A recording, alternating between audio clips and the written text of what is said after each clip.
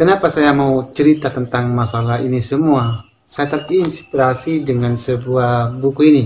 Akhirnya Kiai Muhammad itu, semoga beliau dipanjangkan usianya dan kita mendapat barokahnya. Beliau berkata kepada saya,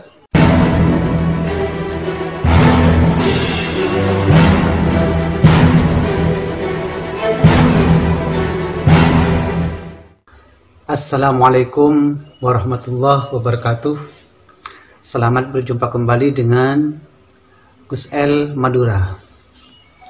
Untuk kali ini saya ingin membagikan sebuah cerita tentang masa lalu saya baca kitab, menghatamkan Al-Quran dan memperbanyak zikir kepada Allah. Tahu saya didatangi dalam mimpi oleh Kiai Bakir. Ringkasnya cerita, saking saya paniknya dengan mimpi itu, sampai 3 hari 3 malam saya nggak enak makan dan juga kurang enak tidur. Akhirnya saya cabis sama Kiai Muhammad Samsul Arifin.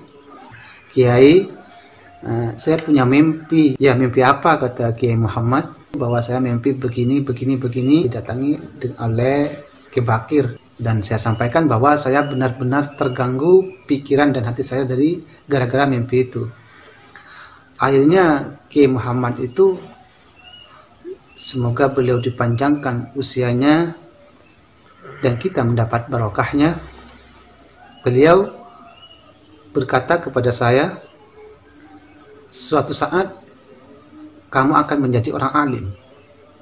Oh, telinga saya itu langsung mekar. Kayak apa ya? Besar. Amin Kiai, kata saya.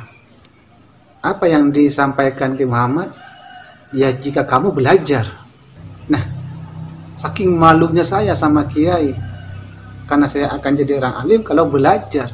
Ya, kalau udah belajar, kata saya, ya, saya benar-benar merasa malu waktu itu. Akhirnya saya nundukkan kepala dan saya bilang assalamualaikum. Waduh, kayak saya itu mau masuk ke lubang semut. Bener ini, saking malunya saya kepada Kiai. Bahkan saya benci pada diri saya sendiri. Kenapa saya sampaikan hal ini pada Kiai? Hanya bikin saya malu pada Kiai. Sebelumnya saya bangga bukan karena merasa alim, tidak, tapi karena ada ucapan saya akan jadi orang alim. Ternyata pada kenyataannya ada kelanjutan dari perkataan Kiai, jika kamu belajar. Nah, gara-gara itulah pikiran saya langsung drop ke bawah.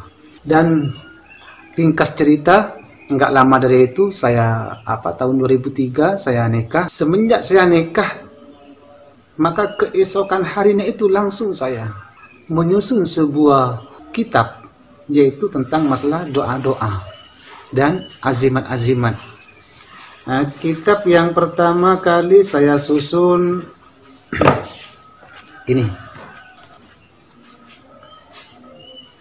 Ini ada 4. Ini semua penuh, ya.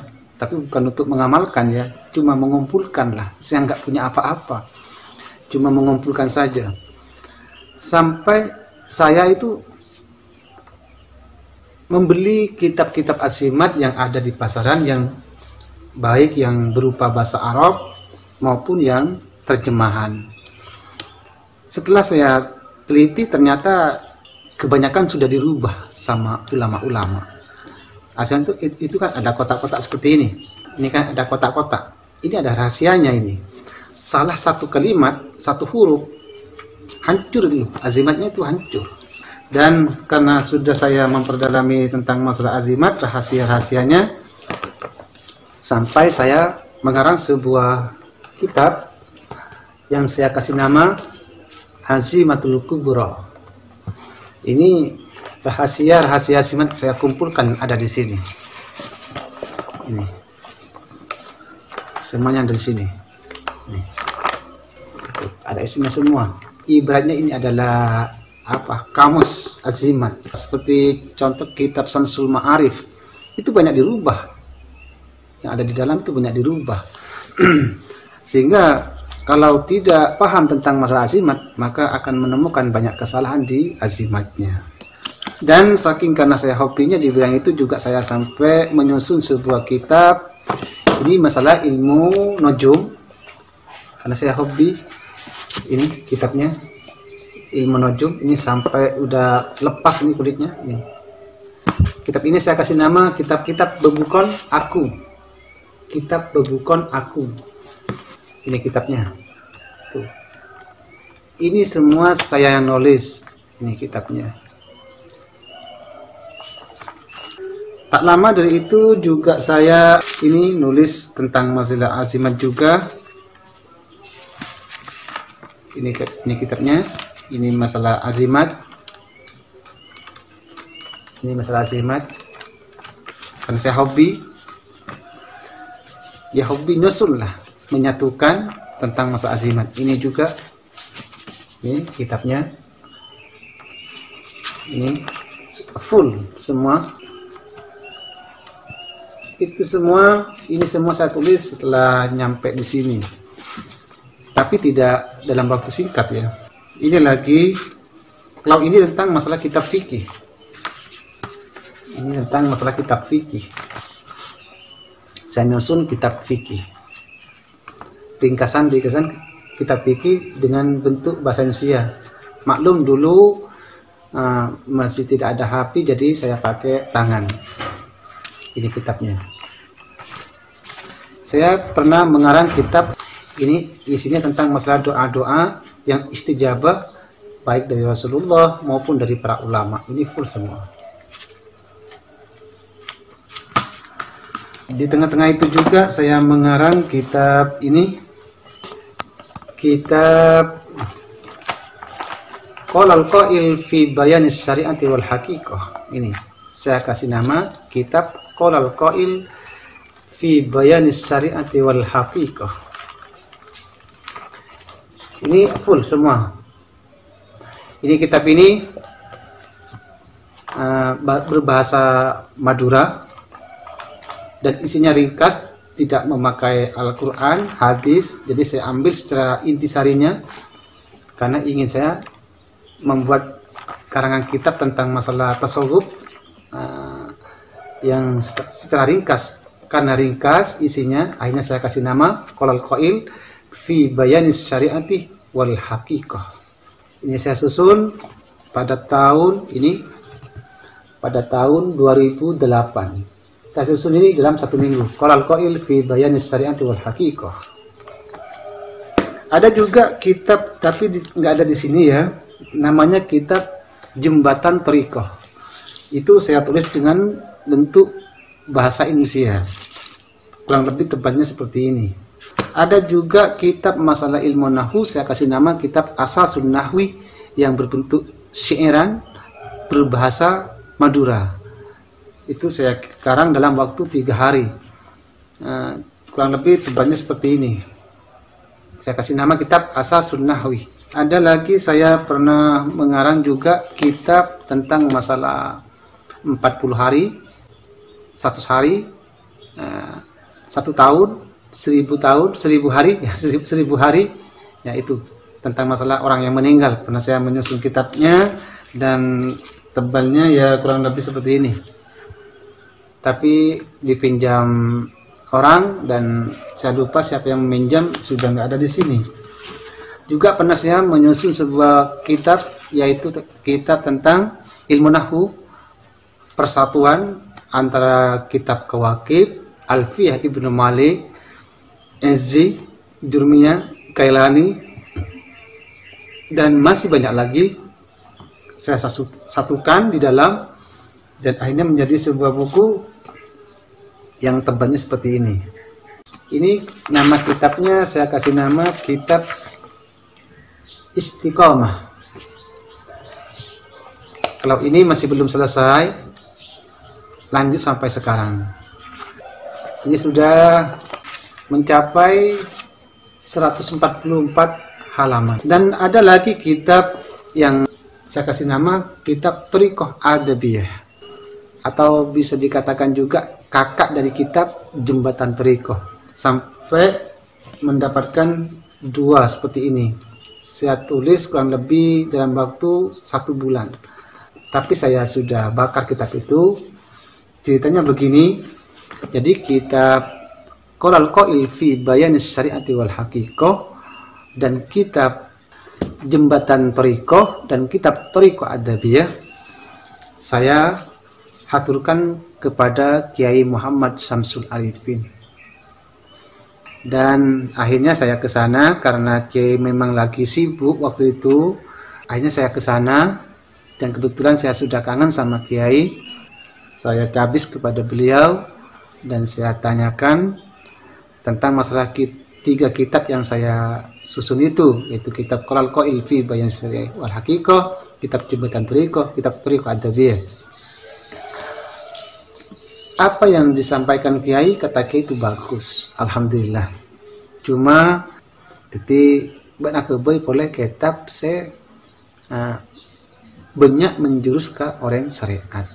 Artinya saya disuruh membuat lagi kitab sama Kiai, menyusun lagi kitab yang lebih banyak menjurus kepada syariat.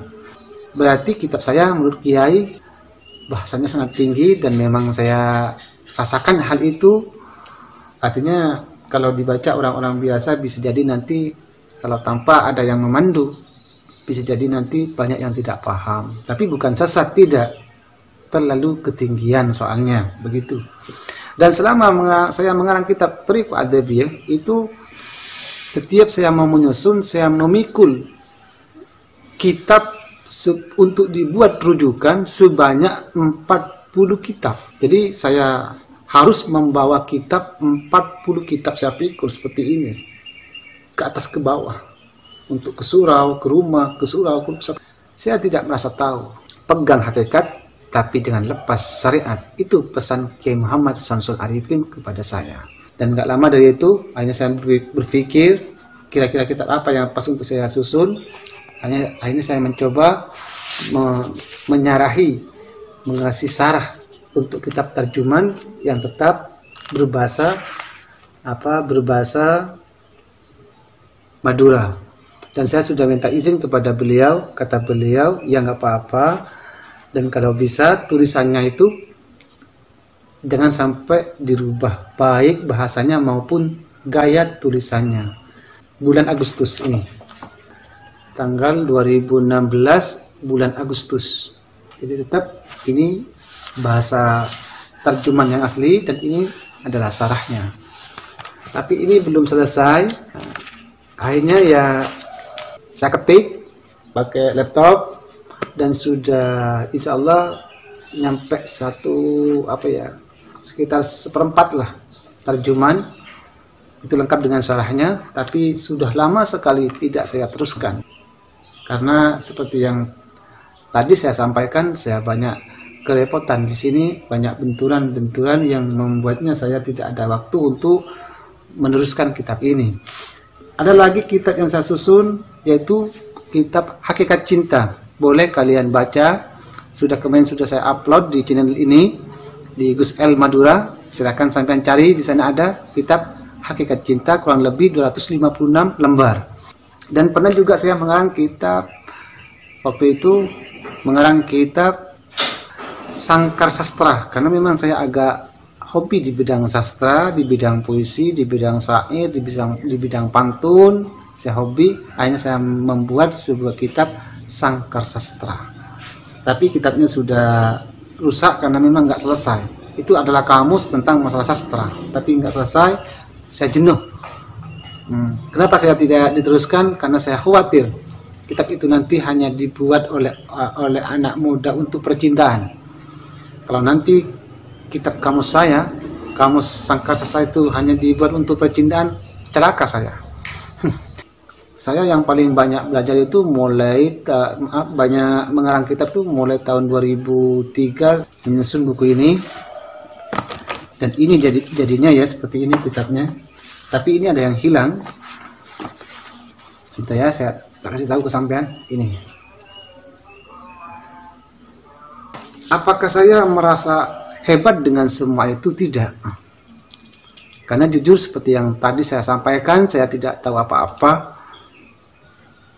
Saya berkeyakinan ini adalah berkah, barokah dari guru, dari orang tua, kedua orang tua saya, dan dari guru-guru saya, di antaranya dari Kiai Muhammad Samsul Arifin. Sampai sekarang saya tidak merasa tahu. Jadi asalkan kitab saya dibaca, itu sudah cukup buat saya, daripada saya dikasih uang sampai ratusan juta tapi tidak diamalkan. Kenapa saya mau cerita tentang masalah ini semua? Saya terinspirasi dengan sebuah buku ini, buku Kalam Hikmah. Buku Kalam Hikmah Raden Ki Haji Muhammad Samsul Arifin. Ini Ki Muhammad Samsul Arifin. Kenapa saya cium? Ini adalah guru saya. Dan dulu waktu saya masih baru mondok, saya pernah bermimpi pelukan dengan Kiai Muhammad, dan kemudian sama beliau wajah saya ini dicium. Bahkan sesudah itu saya dikasih untuk mencium wajah beliau. Bahkan saya ingat betul rambutnya sangat pendek sekali dalam mimpi. Saya juga dikasih mencium kepalanya sampai pada telinga-telinganya. Kemudian saya bangun, makanya saya cium. Saya jadi ingat pada mimpi saya.